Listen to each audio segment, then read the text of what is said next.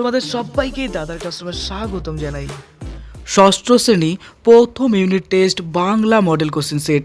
দেখো, এই ভিডিওতে আমরা এই প্রশ্নগুলো নিয়েই অ্যানালাইসিস করব এবং সম্পূর্ণ উত্তর কিন্তু আমরা জানব। ক্লাস 6 তোমাদের প্রথম পরীক্ষায় বাংলায় নাম্বার থাকবে 30, সময় থাকবে 1 ঘন্টা। একের প্রশ্ন সঠিক উত্তর নির্বাচন করো। যে কোনো 9টি প্রশ্নের কথা বলা হচ্ছে। একের 1 নাম্বার, পথিকজনের ছাতা হলো আম গাছ, বট গাছ, অশ্বত্থ গাছ, কাঁঠাল গাছ। এখানে দেখো, পথিকজনের ছাতা বলতে অশ্বত্থ গাছকে বলা হয়েছে। কেন ছাতার সাথে তুলনা করা হয়েছে? যেরকম ছাতা কী করে আমাদের প্রচণ্ড রোদের মধ্যে ছায়া দেয়, ঠিক তেমনি মাঠের মধ্যে একটা বড় অশ্বত্থ গাছ রয়েছে, যেখানে বিভিন্ন পথিকজন বা মাঠে যারা কাজ করে বা বিভিন্ন রাখাল ছেলেরা কী করে, সেই গাছের নিচে এসে আশ্রয় গ্রহণ করে। অর্থাৎ এটাও কিন্তু একটা ছাতার মতো কাজ করছে, তাই না? আমরা একটু ছোটো ছোটো করে একটু অ্যানালাইসিস করে নেব, যাতে আমাদের এই কবিতা গল্পগুলির জন্য একটু ছোটো মোটো রিভিশনও হয়ে যায়, প্লাস আমাদের যেন একটা সুন্দর বেসও হয়, আমরা রিল্যাক্সের জন্য পরীক্ষাও দিতে পারি। ওকে, চলে আসছে 2 নম্বর। ইমু পাখির স্বপ্নকে দেখে মাস্টার মশাই শঙ্কর, নিতাই না গোবিন্দ? এর মধ্যে দেখো, সঠিক উত্তর হবে শঙ্কর কিন্তু এই ইমু পাখির স্বপ্ন দেখে। সে ক্লাসে বসে বসে কী করে, ক্লাসের বাইরে জানলা দিয়ে বা এদিক ওদিক তাকিতুকি করে আর বিভিন্ন জিনিস কল্পনা করতে থাকে, যেটা আমরাও কিন্তু অনেক সময় করে থাকি, তাই না? পড়ার সময় হোক বা বিভিন্ন কাজের মধ্যে এটা ওটা কল্পনা করি যে হ্যাঁ, এরকম এরকম বিষয়গুলো রয়েছে। তো সেই শঙ্করের গল্পই কিন্তু এখানে বলা হচ্ছে, শঙ্কর সেনাপতি, তাই না? খুব সুন্দর একটা গল্প পড়বা। এরপরে মরুতটে দাঁড়িয়ে রয়েছে পাইন গাছ, পাম গাছ, আম গাছ, খেজুর গাছ। মরুতটে কিন্তু পাম গাছ দাঁড়িয়ে থাকে, তাই না? মরুভূমির মধ্যে গরম একটা এলাকাতে। আর ঠান্ডার মধ্যে কে দাঁড়িয়ে থাকে বলো তো? পাইন গাছ। তো সেই পাইন গাছ কিন্তু প্রচণ্ড ঠান্ডাতে কিন্তু সে স্বপ্ন দেখে যে মরুতটে কত সুন্দর সূর্য উঠছে, কত গরম তপ্ত একটা আবহাওয়া। সেই গাছে সেখানে কী আছে, পাম গাছ বলে একটা গাছ আছে। সেই স্বপ্ন কিন্তু সে দাঁড়িয়ে দাঁড়িয়ে দুলে দুলে কিন্তু দেখতে থাকে, তাই না? এরপরে 4 নম্বর, মন ভালো করে ঝড়, রোদ, বাতাস, বৃষ্টি। আচ্ছা, মন ভালো করে কে বলো তো? এখানে বাতাস কিন্তু মন ভালো করে। চলে আসছে নেক্সট প্রশ্নতে, সবুজ মাথা তুলে খেলা দেখালো। কে খেলা দেখিয়েছিল আমরা পড়েছিলাম? কে বলো তো? এখানে অপশন আছে দেখো, টুনটুনি, প্রজাপতি, ঘাস ফড়িং, পিঁপড়ে। তো সবুজ মাথা তুলে খেলা দেখিয়েছিল কে বলো তো? ঘাস ফড়িং। নেক্সট প্রশ্ন 6 নম্বর, ভরদুপুর কবিতায় যে গাছের কথা বলা হয়েছে সেই গাছটির নাম কি? বট গাছ, আম গাছ না অশ্বত্থ গাছ? সেই গাছটার নাম ছিল কি বলতো? অশ্বত্থ গাছ। এরপরে 7 নম্বর, শঙ্কর সেনাপতি গল্পে পঞ্চানন হলো একটি স্কুলের নাম, একটি ছেলের নাম, একটি অপেরার নাম। এখানে পঞ্চানন বলতে কিন্তু একটা অপেরার নাম বলা হচ্ছে। ওই যে যাত্রাপালা হয় না, বিভিন্ন টাইপের অনুষ্ঠানে যে নাটক যাত্রাপালা হয়, তো সেরকমই একটা বিষয়। তো সেখানকার একটা অপেরার নাম ছিল হচ্ছে কি বলতো? এই পঞ্চানন। ক্লিয়ার? তো আমরা একটু ভালো করে জানবো, কারণ আমাদের টার্গেট কিন্তু ভালোটা রেজাল্ট করা। তো প্রত্যেকটা গল্প কবিতা শুধুমাত্র এই কটা কোশ্চেন জানলেই হবে না, আমাদের ডিটেলস জানতে হবে, তবেই না আমরা টপার হতে পারবো। আর টপার হওয়ার জন্য একটু বেশি পরিশ্রম করতে হবে।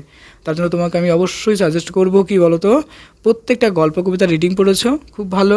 এবার ওখানকার যে প্রশ্নগুলো আছে সেগুলো একবার টোটালটা দেখে যাও। হ্যাঁ, প্রত্যেকটা কবিতা গল্প একদম ডিটেলস পড়ে নাও, রিভিশন করো। আর পরীক্ষার আগে কিন্তু রিভিশন বেশি করে করতে হবে।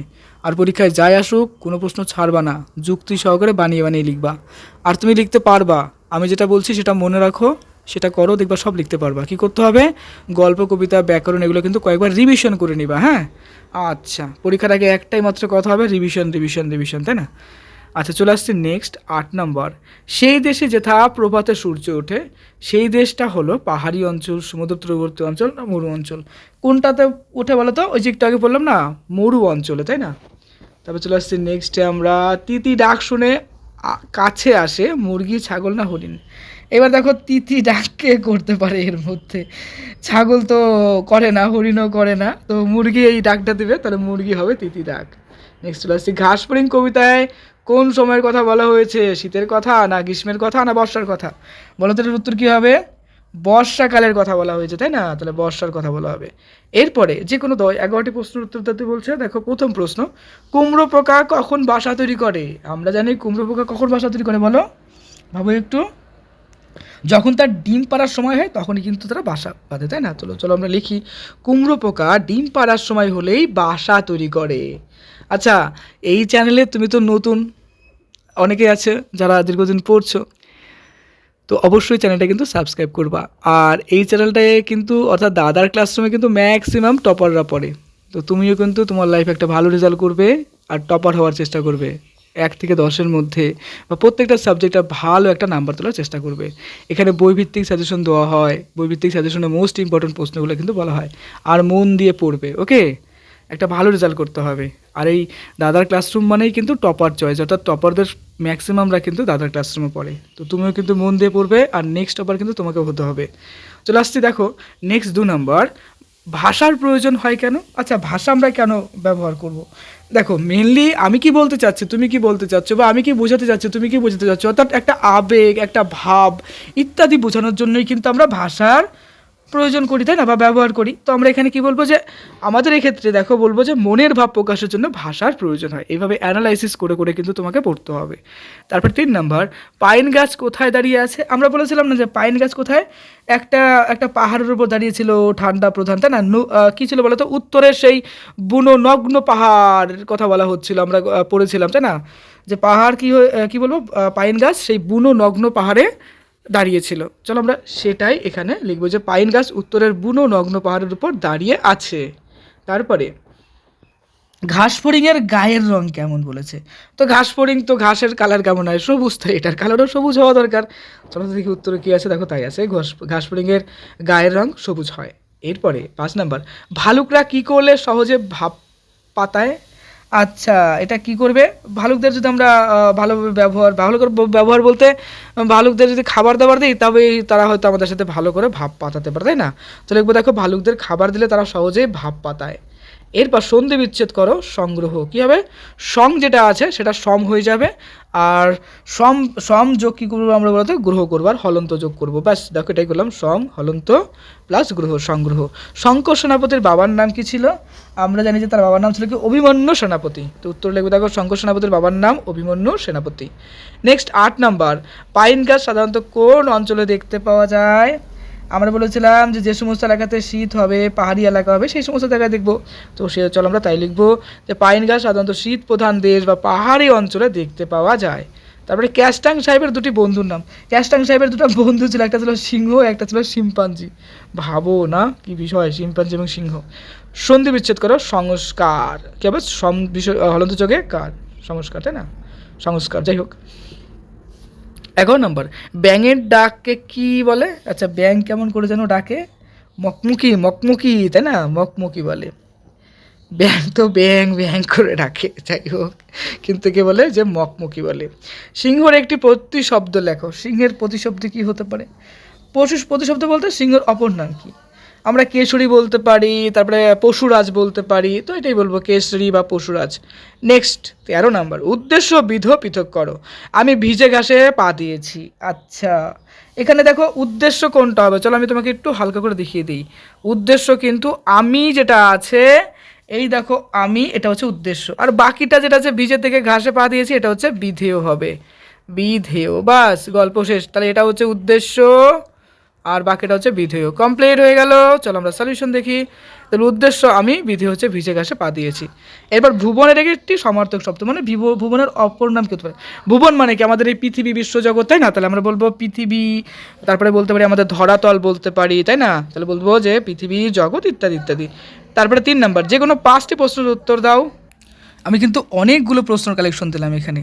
প্রথম প্রশ্ন শুরু করছি, দেখো, স্বপ্ন সে দেখে দিনরাত দুলে দুলে, কে কী স্বপ্ন দেখে? আমরা পড়েছিলাম কি বলতো, যে হাইনেরি খাইনে একটা আমাদের একটা কবিতা লিখছিল না, যে পাইন দাঁড়িয়ে আকাশ নয়ন তুলি, তো ওই কবিতার থেকে কিন্তু এটা নেওয়া। ওখানে কি হতো, যে পাইন গাছ যেটা আছে, সেই পাইন গাছটা কী করতো, ঠান্ডা শীত প্রধান এলাকায় থাকতো, একটা বুনো নগ্ন পাহাড়ে। সে ভাবতো কি, যে মরুভূমিতে ওই যে পাম গাছ বলে একটা গাছ আছে, সেই দিনের বেলায় কত সূর্যের আলো পাচ্ছে, কত তাপ পাচ্ছে, উত্তাপ পাচ্ছে, মরুভূমি এলাকার সেই উষ্ণ বাতাস পাচ্ছে, তো সেই স্বপ্নটা দেখতো, তাই না। চলো লিখে ফেলি। আলোচ্য অংশটি হাইনেরি খাইনের লেখা পাইন দাঁড়িয়ে আকাশের নয়নতুলি কবিতার অংশ। তুমি কিন্তু এইভাবে ভাষা দিয়ে দিয়ে লিখবে, আলোচ্য অংশটি হাইনেরি খাইনের লেখা পাইন দাঁড়িয়ে আকাশ নয়নতুলি কবিতার অংশ, এইভাবে তুলে দিবা। হ্যাঁ, ক্লিয়ার তো? তবেই কিন্তু একটা ভালো রেজাল্ট করা যাবে। হ্যাঁ, আর সব টপাররা কিন্তু এভাবে সুন্দর সুন্দর ভাষা তুলে তুলে দেয়। পাইন গাছ বরফে ঢাকা পাহাড়ে দাঁড়িয়ে দুলে দুলে স্বপ্ন দেখে। স্বপ্ন সে দেখে দূরে দেশে মরুভূমির প্রান্তে গরম পাহাড়ের উপর, যেখানে সূর্য উঠে, সেখানে একটি পাম গাছ একা একা দাঁড়িয়ে রয়েছে। তারপরে শঙ্কর কোন কোন পাখি দেখেছে? আচ্ছা, এটা কি বলা যায় যে শঙ্কর সেনাপতির যেটা আছে সেখান থেকে নেওয়া। তো শঙ্কর যে পাখিগুলো স্বপ্নে দেখেছিল কী ছিল? তিতির ছিল, হাড়িচাঁচা ছিল, তারপরে যে কী ছিল? বাজ ছিল, শঙ্খচিল ছিল, এই তো মাছরাঙা ছিল, এগুলোই লিখবে। দেখো শঙ্কর যে পাখিগুলোকে দেখেছে তা হলো মাছরাঙা, শঙ্খচিল, বাজ, পানকৌড়ি, তিতির, হাড়িচাঁচা, ডৌখোল প্রভৃতি। মিহিন শব্দের অর্থ কী? মিহিন শব্দের অর্থ কী? এটার মানে হচ্ছে সূক্ষ্ম হচ্ছে মিহিন শব্দ। আর ভরদুপুর কবিতায় আঁচল পেতে কে ঘুমোচ্ছে? আমরা জানি যে বিশ্বভ্রমণ মানে প্রত্যেকটা লোক গরমের সময় কী করছিল? আঁচল পেতে ঘুমোচ্ছে। তো আমরা চলো লিখি, মিহিন শব্দের অর্থ হলো সূক্ষ্ম, আর ভরদুপুর কবিতায় আঁচল পেতে বিশ্বভুবন বা সমগ্র প্রকৃতি ঘুমোচ্ছে। তারপরে 4 নম্বর, ভরদুপুর কবিতাটির লেখককে? অশ্বত্থ গাছকে প্রতীক জন্য ছাতা বলা হয়েছে। এখানে আমরা তো দুটোই জানি। ভরদুপুর কবিতার লেখক হলেন নীরেন্দ্রনাথ চক্রবর্তী। কবিতায় বলা হয়েছে যে সেই অশ্বত্থ গাছটি ছাতার মতো প্রতীকজনদের রোদ বৃষ্টির হাত থেকে বাঁচায়, তাই অশ্বত্থ গাছকে প্রতীকজনের ছাতা বলা হয়েছে। আমরা একটু আগে পড়েছিলাম এটা, তাই না? একটু আগে বুঝে গেছিলাম। দেখো ওটা পড়ার জন্য আমাদের এটা কিন্তু এখন আমরা বানিয়ে বানিয়ে লিখতে পারবো। কী সুন্দর ব্যাপার, তাই না? কুমড়ো পোকার বাসাবাড়িটি দেখতে কেমন? কুমড়ো পোকার বাসাবাড়িটি বাইরে থেকে অনেকটা লম্বাটে শুকনো মাটির ঢালার মতো দেখতে হয়। বাসাটি লম্বায় প্রায় 1.5 ইঞ্চি পর্যন্ত হয়। তাছাড়া বাসার ভেতরের দিকে লম্বাটে ধরনের অনেক কুঠুরি থাকে। এই ডেফিনেশনটা বা এই ডেসক্রিপশনটা কিন্তু তোমাকে দিতে হবে যে 1.5 ইঞ্চি পর্যন্ত, তাছাড়া ভেতরের দিকে লম্বাটে, ওই যে অনেক ধরনের কুঠুরি থাকে, এটা কিন্তু মেইন পয়েন্ট। হ্যাঁ, এগুলো কিন্তু তোমার মানে মাস্ট বি দিতে হবে। তো এগুলো দিবেই, তবে কিন্তু একটা ভালো স্কোর পাবে। তারপর দেখো 5 নম্বরের পরে 6 নম্বরে, শঙ্কর কোন ক্লাসে পড়তো? স্বপ্নে সে কোন পাখি দেখে? শঙ্কর তো আমরা জানি যে সে আকন্দবাড়ি বলে একটা স্কুলে ছিল, সেখানে নাকি ক্লাস 5-এ সে পড়তো। আর শঙ্কর কী করতো? যে এমু বলে একটা পাখি ছিল, তার স্বপ্ন দেখতো। তো এটাই আমরা চলো লিখবো যে শঙ্কর আকন্দবাড়ি স্কুলে ক্লাস 5-এ পড়তো, শঙ্কর তার স্বপ্নে এমু পাখিকে দেখেছিল বা দেখতো। যাই হোক, এই হলো আমাদের একটা সেট, বাংলা সেট কমপ্লিট হয়ে গেল। তো অবশ্যই এই ভিডিওটা বন্ধুদের মধ্যে মানে তোমার বেস্ট ফ্রেন্ডকে শেয়ার করবে, আর মন দিয়ে পড়বে। যেটা বললাম, পরীক্ষার আগে প্রত্যেকটা সাবজেক্ট খুব খুব করে রিভিশন করবে। হ্যাঁ, প্রচণ্ড পরিমাণে রিভিশন করো, আর পরীক্ষায় যাই আসুক সেটাকে সুন্দর করে বানিয়ে বানিয়ে লিখে দিয়ে আসবো। Okay, best of luck for your best exam, আর খুব ভালো থেকো।